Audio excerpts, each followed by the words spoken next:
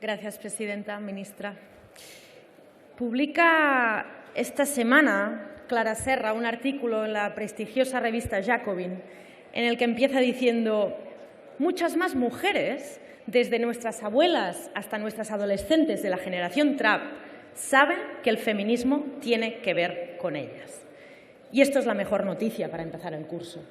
El feminismo, los feminismos, movimiento popular y revolucionario son masivos. Y esto explica que hoy haya ministras feministas y que haya leyes feministas.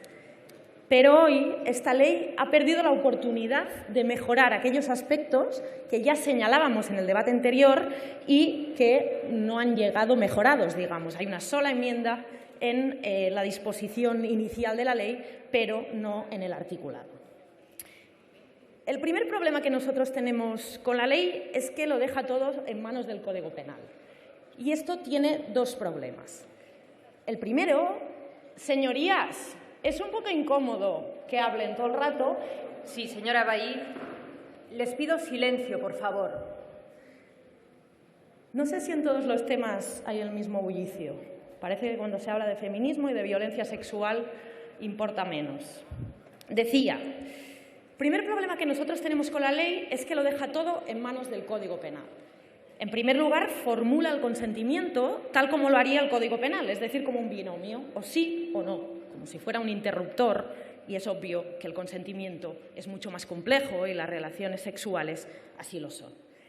Y la segunda cuestión relativa a esto es que, como delega la mayoría de intervenciones de la ley en el Código Penal, mantiene dos ficciones. La primera es que faltan leyes más duras. Nosotras pensamos que no, el Código Penal español es duro. Y la segunda es que solo con más castigo se acabará con la violencia. Y si no, nosotros pensamos que no es cierto, porque hay más de 59 mujeres asesinadas y además este verano ha pasado un fenómeno que nos parece de mucho interés y que explica esto que queremos explicar, que es los pinchazos. Todo el mundo sabe de lo que hablo.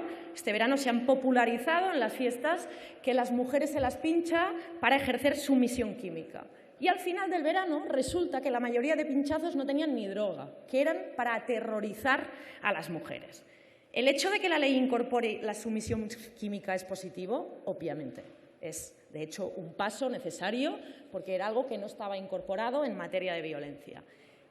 ¿Que solo el Código Penal aborde este tema resuelve el problema? Es obvio que no. De hecho, es una reacción, es un gesto, es un mensaje de decir, si vosotras hacéis leyes, nosotros responderemos. Y esta respuesta autoritaria y masculina explica precisamente que el Código Penal solo nos sirve. De hecho, es una respuesta a la que Rita Laura Segato llamaría el señorío. Que sepáis que tenéis dueño, que sepáis que sois nuestras. Es decir, una reacción violenta de la masculinidad a los avances del movimiento feminista. ¿Y cómo se para esto? Pues entendiendo el patriarcado como un sistema total, que tiene que ver con la desigualdad económica, social y política entre hombres y mujeres y que requiere más actuaciones, aparte del Código Penal. Y es necesario, obviamente, que las leyes penalicen el patriarcado, pero el Código Penal solo no lo hace, porque que te castiguen como hombre en un mundo en el que todo te empuja a ser hombre y a demostrar tu poder, tiene las patas muy cortas. Si los chavales en verano quieren atemorizar a las chicas es porque están marcando poder y es obvio que urge tratar la masculinidad desde una perspectiva feminista. En esta ley no hay una sola medida para los hombres. Hemos pasado de eduquen a sus hijos a protejan a sus niñas. Y esta nos parece que no es una perspectiva feminista transformadora. De hecho, pone en las mujeres la responsabilidad de volver a denunciar. Podemos denunciar por todo, incluso los piropos. Pero claro, en un sistema judicial exclusivamente patriarcal, los jueces españoles no se caracterizarían por ser, digamos, el estandarte del feminismo. De hecho, hay casos sonados de señoras en la cárcel por huir con sus hijos para que sus maltratadores no les maten. Pero esta ley solo nos pone más responsabilidad porque ahora podemos denunciar por todo, pero a ellos no se les pone el foco. Y si no tratamos la masculinidad, se la regalamos a la extrema derecha, se la regalamos a esta gente con conceptos como la ideología de género, que reclutan hombres enfadados para el feminismo, que acaban pinchando a las niñas para que tengan miedo cuando salen, para que sepan que ellas son dueñas de alguien. ¿Les molesta? Si ustedes militan en contra del feminismo, justifican la violencia. Sus discursos no son vacíos. Continúo con el segundo problema que pensamos que desde nuestra perspectiva tiene esta ley. Es la publicidad ilícita de la prostitución. Este tema, obviamente, versa sobre cuál es la concepción del trabajo sexual desde una perspectiva feminista. Y nosotras no pretendemos abrir un debate sobre el sexo de los ángeles, que esto es hablar de prostitución en abstracto. Es un debate irresoluble.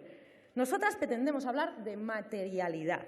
Hay mujeres que ejercen la prostitución y, por lo tanto, el feminismo debe luchar por sus derechos. Porque si estas señoras no tienen derecho, la violencia que pueden sufrir es mucho más alta. Si se persigue la publicidad de las trabajadoras sexuales, se las obliga a cooptar clientes de formas alternativas, hecho que aumenta su vulnerabilidad. Y que sean más vulnerables no acaba con la prostitución, acaba con sus derechos. Y si se habla de abolir la prostitución, porque se piensa que es violencia patriarcal, es un argumento legítimo, pero no se señala la ley de extranjería y no se aborda la ley de extranjería, o bien se está mintiendo, o bien no se entiende la violencia en toda su complejidad, porque la mayoría de trabajadoras sexuales no tienen papeles, son migrantes y, por lo tanto, las estamos condenando a dobles y triples violencias institucionales. Es aquello que escribía Jill Collins sobre las otras inapropiables, les decía ella. O se legisla para proteger a las más débiles o lo que se está haciendo es excluirlas del marco de derecho. Estas son nuestras dos grandes cuestiones con esta ley, ya las dijimos en el debate anterior y las volvemos a repetir porque la ley ha pasado por el Senado y ha vuelto de la misma forma. Y acabamos con un alegato. Para nosotras los feminismos deben ser el movimiento de las mujeres y de todas aquellas personas disidentes de género, disidentes sexuales e incluso hombres cis que quieran un futuro en libertad. La capacidad política de que el feminismo no sea una agrupación de víctimas depende de nuestra capacidad de cada vez ser más, de armar un dispositivo político invencible, masivo y diverso, firmemente comprometido con el patriarcado. Muchas gracias, señora Bahí. Por el Grupo Parlamentario